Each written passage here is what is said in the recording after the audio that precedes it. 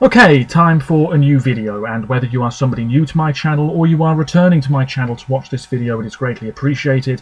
As always, I'm filming this in one go, so if I stumble over my words going forwards, I apologise in advance, and I should also apologise in advance if the quality of this video is fairly poor, if there's any lag, anything like that at all. Sadly it cannot be helped, and hopefully it's not too much of an issue for you. This is yet another Eurovision Song Contest 2020 related video, specifically focusing on Sweden. We have two more live shows to go at the time of recording this video. We have the second chance round and the grand final, which will be next weekend at the Friends Arena in Stockholm. But before that, the second chance round, and that's what I'm going to be focusing on a little bit in today's video. Before I get into anything related to Sweden at this year's upcoming Eurovision Song Contest, which is about 3 months away, just less than 3 months away. It's going to be in Rotterdam, of course, in the Netherlands. This is a really busy week in the world of Eurovision. Lots of national finals are coming up, internal selections too. I've got the list in front of me. I'm not going to talk about it too much because I usually save that stuff for when I'm doing my What We Know So Far videos, and I've filmed about 6 or 7 of them so far. We are still waiting for news from Ireland. Concrete news, that is, something that is not a rumour, something that's definitely going to happen. We haven't heard much from Russia, Azerbaijan, San Marino, and then some countries have been a little bit quiet. We haven't heard anything from Switzerland for a little while, apart from some rumoured names. We haven't heard anything from Malta regarding what song Destiny is going to have. But like I said, we have a lot of national finals coming up, and it's going to be very interesting to see if we have any potential Eurovision winners enter the frame, because in my personal opinion, I think this is not shaping up to be a really high quality year. I don't know why. We've got a lot of ballads. I think the upbeat songs are going to really stand out as a result. But yeah, there's nothing that's really, apart from maybe 1 or 2 songs, there's nothing that's really making me sit up and go, wow, this is such a fantastic entry. This is going to really push for that win in its semi-final. You know, there's not a whole lot that's making me really be impressed, if I'm honest with you. We've got a lot of average stuff. That's just my opinion. And I have to say, unless things perk up soon, I think this is going to be one of the weakest years for me personally for a long time. Anyway, getting into Sweden now, the main focus of this video, a brief recap, if you will, on semi-final 4, which took place last weekend at the time of recording this video in Malmö. The song that finished last, surprising to some but not to me, 548,116 votes for Carpool Karaoke by Nana Grönvall, a bit of a Melfest legend. She was of course part of One More Time in 1996, I believe it was, with Den Wilde, finished 3rd. This song, cheesy, camp, quite silly. It was very vibrant, there was choreography, the lyrics, maybe not the best, James Corden getting a reference, of course. But this song, although it was 3 minutes of fun, you couldn't take it seriously. Did it really deserve a place automatically in the final? No. Did it deserve a place in the second chance round? Possibly. That's up for discussion. But what we do know is that Nana is out. The song that finished 6th, and I've listened to this quite a lot over the past few days, and I have to say I'm really disappointed this didn't get into the second chance round at least. This was Om du tror att jag saknar dig by Jakob Karlberg, young male musician with fairly long hair. He was wearing a hat, he had a light up guitar, he had a guy playing the bass and a drummer next to him as well, and this was colourful, this was good, it was catchy, and as I say, I've listened to this quite a lot over the past few days. I think it absolutely deserved at least a place in the second chance round. This felt quite current. I think it would have been a very worthy Eurovision entry. Sweden were never going to send this, but a very decent song, lovely stuff, and I'm sure Jakob will be back at some point too. And then the song that just missed out on the second chance round was Molnljus, which I think means cloud lights or something like that, by another young male performer, William Strid. He was on stage with this sort of halo-like light, which didn't really do much. It didn't add anything to the performance at all, if I'm being honest with you. There was a smoke machine, it was just him on stage. This was a very wishy-washy sort of song. It was fine, listenable, Not a bad tune, not a bad performer, not bad vocals, but there was something lacking here to make it really stand out. Jacob and Nana stood out more than William in my opinion, and they finished below him. I don't get it. Anyway, going through to the grand final, I'll be brief here. We have the two expected names on paper before this semi-final even occurred. Victor Krone, Estonia's representative in Tel Aviv last year with Troubled Waters. This sounds very similar to lots of stuff I've heard before.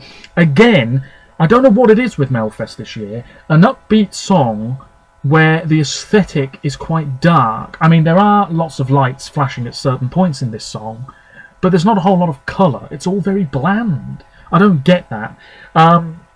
This is a good song. This is exactly the sort of thing that Sweden would send in any given year, but he's got a lot of competition. He could be the highest finishing male artist in the grand final, that's for sure, because I think the ladies have it this year, and rightly so. Talking of ladies, Hannah Fern is through. She looked beautiful on stage in Malmö last weekend. Not a big fan of the dress. A lot of comparisons being made to Jessica Mauboy for Australia 2 years ago. It is quite similar, but the song is quite different. It is quite catchy.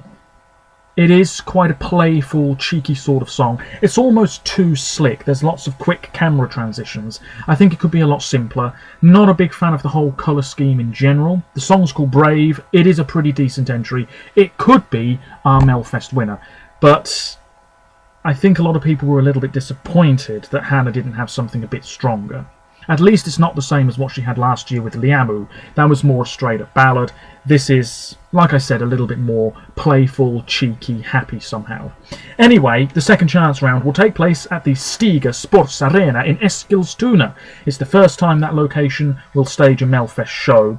Obviously, each act will face off against another act in duels. 4 duels, 4 songs will go through. And usually, but not always I don't think, it's a song that finished 3rd against a song that finished 4th. So you can sort of predict, looking at this, where the songs finished in the semi-final.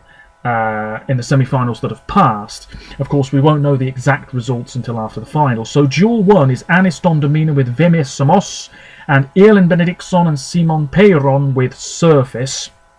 Talking about Surface, this was very dull, but it's actually not that bad a song. Very low-key, quite slow. I think their voices worked quite well together. Is it just me, or did Elin look really different from when she was in Melfest in the past? And this is very different for Simon, of course. He was part of Outrigger, and they had a big rock song several years ago, so this was a lot more gentler for him. Yeah, I thought it was a very nice song. I've listened to it all the way through about twice, and I'm going to listen to it more, that's for sure. This probably finished 3rd in the last semi-final. You never know. Certainly it should have finished above We Are One, but more on that in a minute. In terms of who I think will win this duel, you've got one really upbeat song and one ballad. I'd go for the ballad, but something tells me that Anis has this one in the bag. It was a very fun, lively performance, and although the vocals weren't necessarily on point, it was colourful, it was bouncy, it got the crowd going. It's probably his slot to lose. Then we have Duel 2, which is the closest one on paper. Malu Pritz with Ballerina, of course she was in Melfest last year, made the final, quite surprisingly, but a worthy finalist in my opinion. And then we have Paul Ray here with Talking in My Sleep. We have 2 relatively slow songs, I guess. Talking in My Sleep is a very credible entry, and Paul sings it well, even though he's sort of skipping about the stage at various points. I just worry that it is a little bit too sleepy, no pun intended. Whereas Ballerina, this could easily have been in the top 2 in the first semi-final. It's been a while. Will people really connect with this again? I don't know. But Malu deserves her place in the final, so I'll be supporting her. And if I'm being honest with you, at this moment in time, Ballerina is still my favourite song from this year's Melfest. And it might not even make the final. Great. Then we have Duel 3, Felix Sandman, Boys with Emotions, and Frida Ern, formerly of Cookies and Beans, with We Are One. I was really disappointed with Frida's performance. It looked very cheap. I wasn't a fan of the colour scheme. I thought her vocals could have been a lot better at certain points. I wasn't blown away by the rehearsal footage that I saw last week as well. This was all really uninspired. The song is fine, but you really do feel you've heard it before. There was nothing fresh or truly original to any element of this performance. She had this sort of glittery waterfall effect behind her, and I just thought that was really cheap as well, you know. And then Felix, well, he's got a lot of young supporters, and I'm sure they'll be voting for him. This is quite a cool, sophisticated, contemporary sort of tune. I gotta say, I do quite like it. It is a little bit similar to Benjamin Ingrosso and his staging a few years ago. Obviously, he went to Eurovision. Felix, yeah, I mean, he sings alright. He's quite charismatic, maybe a little bit cocky, but that's not necessarily a bad thing. For me, Felix should win this by an absolute mile. But how well will he do in the final if he gets there, and I'm sure he will, I don't know. And then we have Duel 4.